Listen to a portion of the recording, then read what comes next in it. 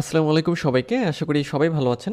আজকের ভিডিওতে আমরা ফেসবুক মার্কেটিংয়ের বেসিক কিছু বিষয় সম্পর্কে জানবো। যে বিষয়গুলো আপনার যদি ফেসবুকে আপনি মার্কেটিং করতে চান বা ফেসবুক মার্কেটার হতে চান, সেক্ষেত্রে অবশ্যই আপনার জানতে হবে। তো চলুন আমরা আজকে যে বিষয়গুলো জানবো, সেই বিষয়গুলো সম্পর্কে জেনে আসি বা দেখে আসি। এর আগের ভিডিওতে আমরা কিছু বিষয় জেনেছিলাম, যেগুলো আপনারা এখানে দেখতে পাচ্ছেন। যদি দেখে না থাকেন তাহলে প্লেলিস্টে ভিডিও পেয়ে যাবেন আই বাটনে এবং ডিসক্রিপশনে, সেখান থেকে দেখে আসতে পারেন। তো আজকে যেখান থেকে আমরা আসলে শুরু করব সেটা হচ্ছে যে আমাদের যে অডিয়েন্সের কথা আমরা বলছি, যে ফেসবুকে যখন আমরা মার্কেটিংয়ের কথা বলি বা ফেসবুক আমরা রান করি বা ফেসবুক পেজের কাজ করি, তখন একটা বিষয় বারবার চলে আসে, সেটা হচ্ছে আমাদের অডিয়েন্সের বিষয়। অডিয়েন্স টার্গেটিং, অডিয়েন্স এঙ্গেজমেন্ট ইত্যাদি যাবতীয় বিষয় আমাদের সামনে আসে।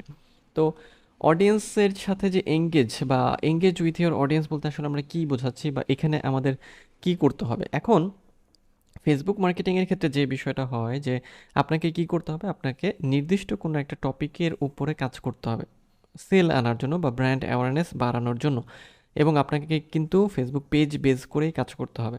তো একটা পেজ যদি আপনি ক্রিয়েট করেন বা একটা পেজ যদি আপনি ম্যানেজ করেন, সেক্ষেত্রে আপনার কিন্তু একটা হিউজ পরিমাণ একটা অডিয়েন্স গ্রো করবে। সো আপনার কিন্তু অডিয়েন্সদের ম্যানেজ করেই চলতে হবে বা অডিয়েন্সকে আপনার ইউটিলাইজ করতে হবে।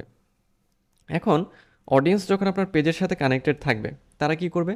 তারা হচ্ছে লাইক করবে, কমেন্ট করবে, শেয়ার করবে এবং মেসেজ করবে, মানে আপনার পেজে মেসেজ করবে। যেমন আমরা যদি একটা পেজে যাই, যেমন আমরা এখানে ব্লু হোস্টের যে পেজ, সেই ব্লু হোস্টের পেজে আছি।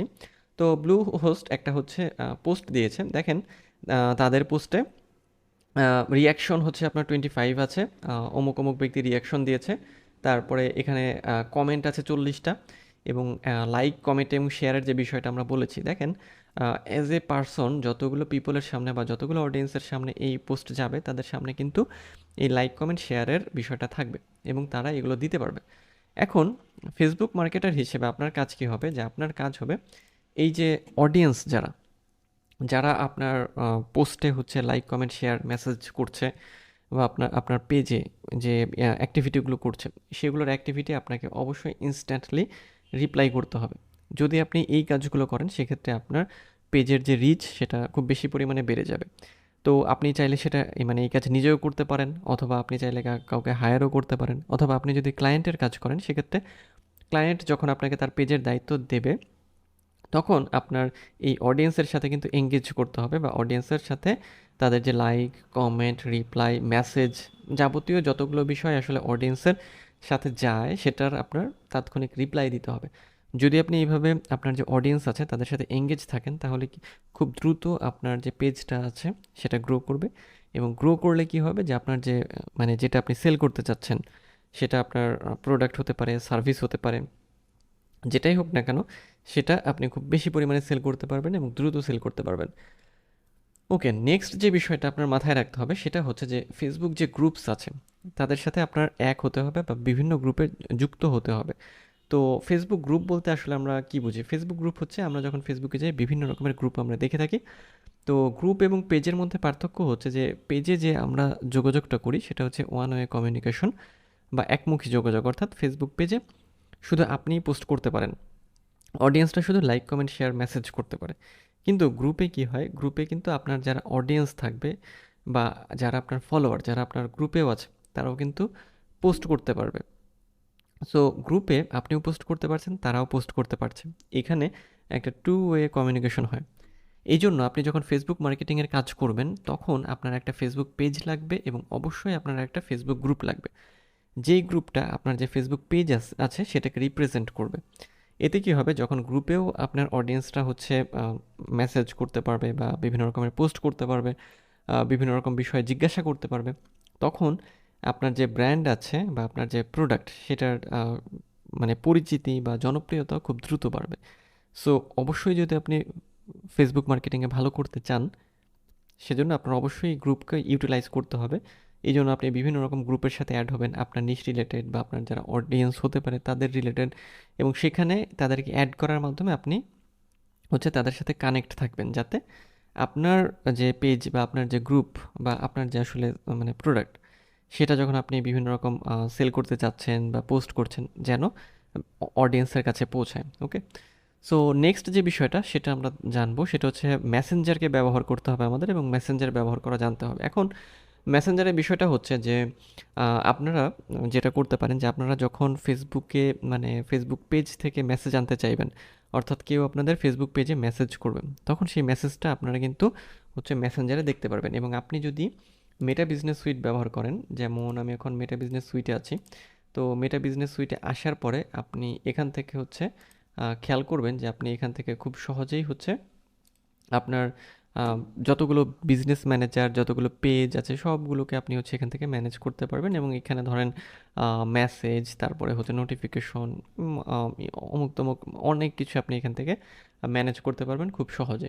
সো মেসেঞ্জারটা আসলে আমরা কী জন্য ব্যবহার করব? মেসেঞ্জারটা আমরা এই জন্যই ব্যবহার করব যে যারা আমাদের পেজের সাথে ইন্টারেক্ট করছে, মেসেজিং দিচ্ছে বা বেশ কিছু বিষয় জানতে চাচ্ছে, তাদের ইনস্ট্যান্ট রিপ্লাইটা দেওয়ার জন্য।